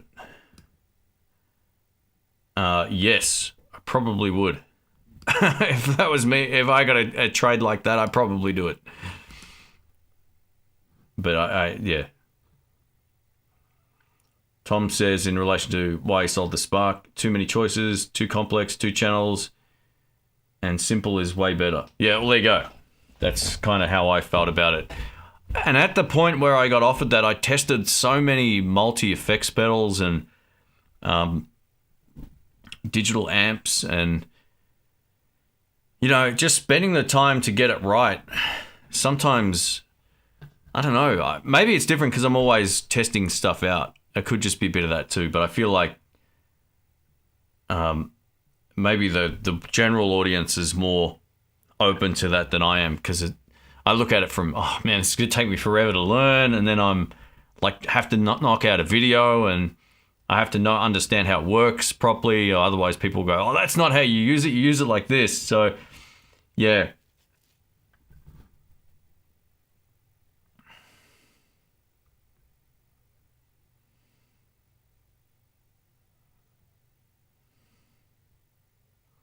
Would like to try out the D&M drive from Keeley. The D&M drive. I don't know if I've tried that one. Yeah, there's a few high gain pedals that I've loved over the years. One that just came back to mind now was it was this blue Bogner pedal, which was pretty cool. The overdrives aren't heavy enough. Just get a Rat. Yeah, the thing is with distortion, if you're recording or you're doing like a live session, they don't ever sound as good in the mix as as dual overdrives do. Overdrives are made to be heard. Distortions are like a wall of sound. It's a different thing. And sometimes that's what you want. But when I reviewed the range of NUX pedals, the ones that worked best in the solos over the everything else was the overdrives, whereas the distortion pedal got lost as soon as I tried. Like I tried my best to incorporate them all, and the boogie one was pretty cool, but it didn't cut the mix at all. So I always find that with distortion pedals, they never have the same sort of throw of sound as overdrives. Yeah, the Double Trouble, that's a great pedal, man. Yeah, I used to have one of them.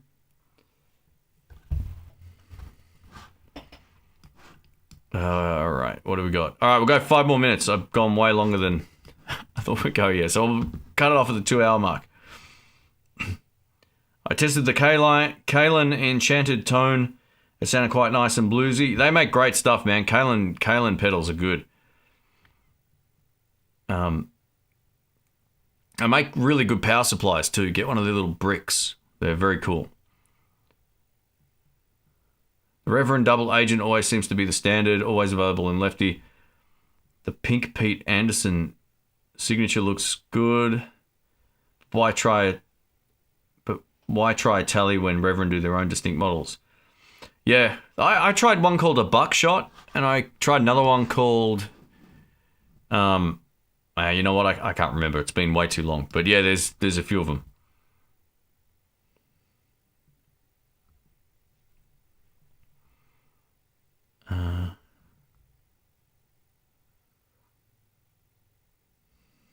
Yeah, Keeley make good stuff. I've actually got his reverb pedal on this board.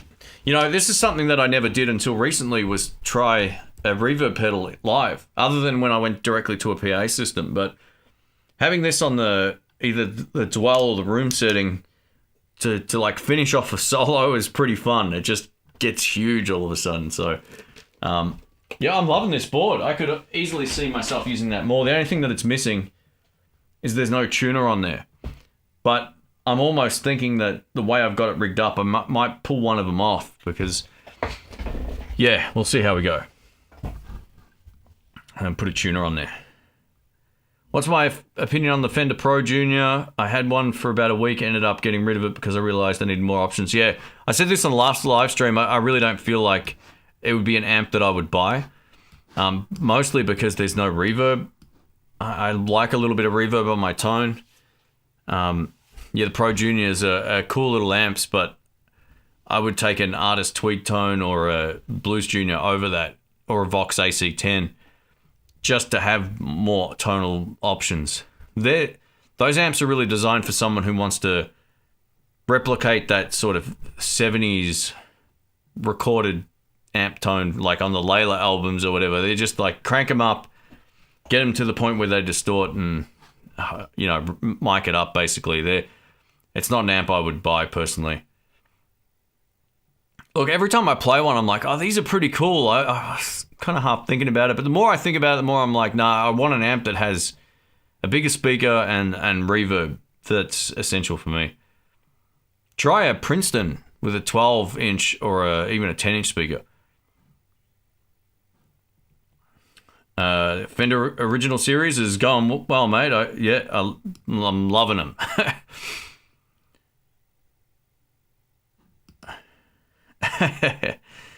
Some funny comments here. The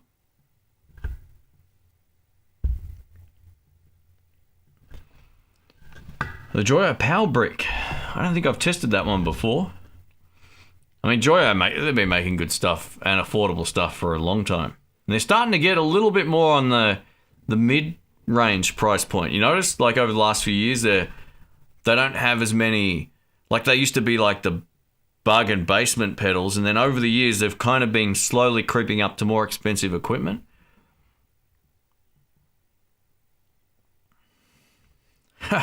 Dalton says, Hopefully that's how you pronounce your name. I'm thinking of getting a Gretsch G5220.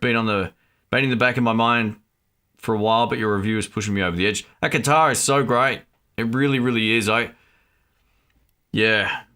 This is the thing. I don't really need another guitar, and I just don't have space to keep putting things either. Like, unless maybe I'll offload a couple at some point this year, but I feel like that would be one that I could enjoy. It is really, really good, and it surprised me more than I was expecting.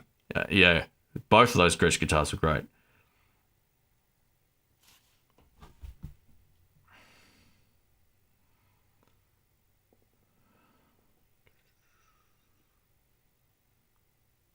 I have an obsession with reverb.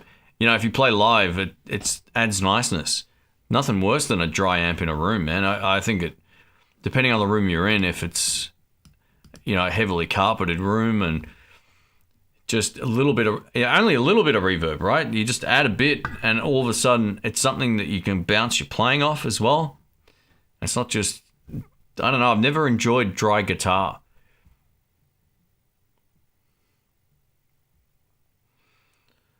All right, what are we up to here? All right, we're going to wrap this up. Thank you, everybody. Thanks for all the super chats. Thanks for hanging out. Thanks for all the thumbs up. We've got 178, which is going to be close to a record here. Thank you, everybody. We're going to do another live stream coming up with Rick. It's either going to be Sunday or Monday my time. If you live overseas, it'll be Sunday or Saturday. We'll just see how we go. I'll schedule it up once I know anyway, so everyone knows when it's on.